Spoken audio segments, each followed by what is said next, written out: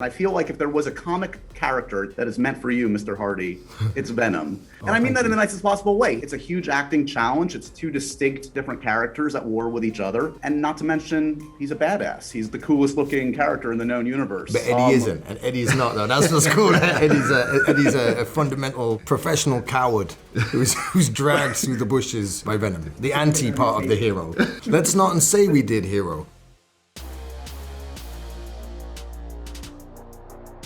Why was Venom the right match for you? Well, initially, I am a fan now, but I came to it with open eyes. My son is a big fan of Marvel, obviously, but I kind of missed the boat in some aspects as a kid. So I learned a lot through my 13-year-old explaining to me the world and how it works, which is really compelling, especially if you hear it through the eyes of a young boy, you know what I mean? Because then it's like, okay, this is super meaningful. My relationship with my son is obviously super meaningful. So then I can participate in a place that I'd never really been. So there's an element of genuine care, but it doesn't come from a fanship. It comes from this is important, so I need to know this. What I saw of the initial script was arguably further in the investigation that I was doing when I worked on Legend, where I played two twins, and I really enjoyed trying to create two complete characters at the same time and then see if they can make them work. This seemed to be an option to do that, but with a larger-than-life superhero on an epic stage. So what's not to like about that challenge?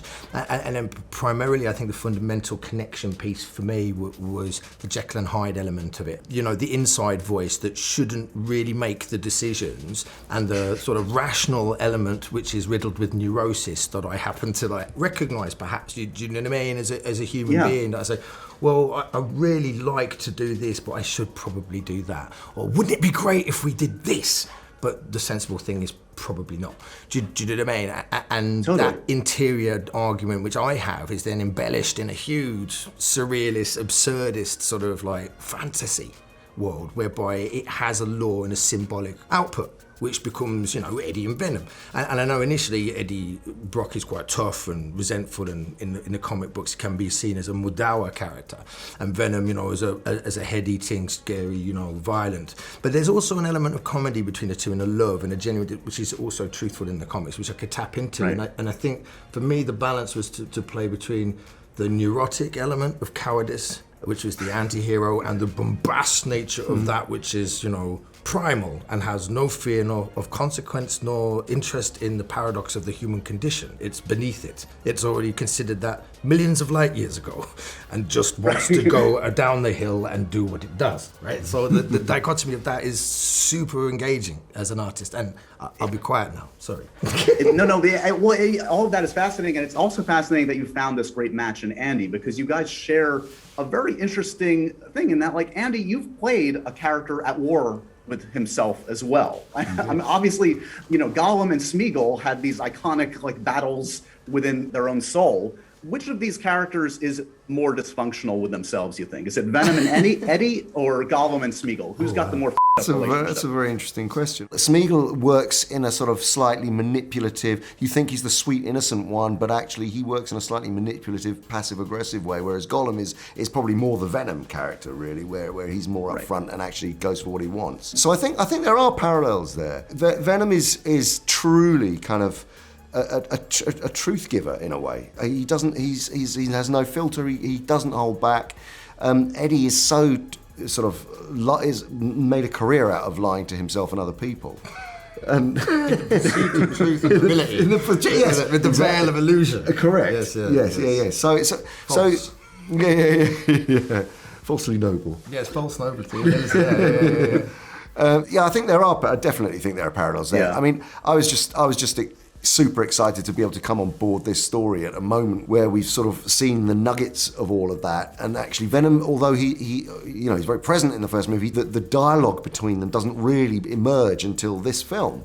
So the CG characters, Venom in this movie had to act. He had to be a good actor in terms of the look, in terms of the way he felt, the believability of the character with integration into the environment, and Carnage. They both have to be emotionally connective characters that are truly connected to their hosts and reflect and amplify all of the dysfunctionality that their hosts possess. So it was a really wonderful kind of cauldron of screwed up marginal weirdness in a blockbuster canvas and platform where you think all the answers are going to be very easy. And actually, we're swimming around in some murky areas here. You know, we see all these kind of real world things that we pick up on and as cues that kind of think, wow, this is humanity. This is what we do to each other. And then on top of that, you have the uber kind of symbiote view of what this world has become and what we do to each other. So it's a magnificent cauldron of strangeness to play in. Tom, since you've been announced as this character, you know the fans have been itching to see you and Tom Holland mix it up on the big screen. Have you spent time talking to Tom Holland about how this could potentially go down? Not really. I know him to give him a hug and say hi. You know what I mean? I did a film with him years ago called Lock, where he played my son. Oh, of course, yeah. So yeah. Now your boys played my son as well. You know what I mean? I have a fondness for Tom, and I don't know him particularly well. You know, I think he's brilliant at what he does, and I'm a huge fan. We haven't sat down and had a discussion, no. But obviously, the possibility of Venom and Spider-Man coming together, I can't think of anybody who would be remotely interested in seeing that. It's hard to think about it, really, isn't it? Here's one guy. You got one too. Oh, well, maybe just for you then. Do you know what I mean? But, okay, thanks. But no, it is something that obviously it is always on the radar. And if you're privileged enough to work with such a potent IP, for one of a better word, or a couple of letters, of course, you'd be remiss not to think, wouldn't that be a fantastic opportunity? So we'll see. So the Venom voice, iconic. The Bane voice, I'm always obsessed with. There's not going to be a time, Tom, where I don't talk to you about the Bane voice. Is one easier to get into? Is there one that you relish doing more? Can you compare and contrast them for me? Okay, Bane is more akin to a cadence, a rhythm of Alfie Solomon's or Ron Crave for me, or a Charlie Bronson, where you enjoy and indulge in the sound of their own voice and the mellifluent effluence of their own speech pattern and fluidity. They almost witness their own verboseness and enjoy the smell of it. And that's quite fun because, there's a laconic element to that. Whereas Venom's like a dog, it's impulsive. It's like, well, I think we'll do this. Actually, we'll do that. And he's much more front foot. It's from Looney Tunes, or a lot of my characters are stolen from cartoon land. Or I might steal from hip-hop culture and say like a Busta Rhymes, or Red Man, or Method Man, and something that's bombastic and present, and like here and now. But then he sits back occasionally and considers things in the sort of meditative Richard Burton tone, or a Dylan Thomas element of poetic, reasoning. And I love it. Does that make sense? To add gravitas to his bombast, just in case he doesn't get his own way. So his words are used as a violent fricative or plosive in impulse to get Eddie to move. And it's important that he does, because he has to punch through the face of Eddie. You have to hear him. He's alive only vocally, initially. You know what I mean? Because we don't film and see Venom. I don't see him.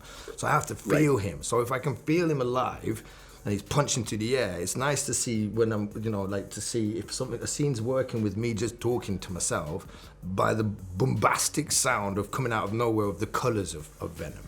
Whereas I don't think the Bane voice is colourful, comes out of a mask, and the eyes are deadpan, so you hear something which is more radial, I suppose.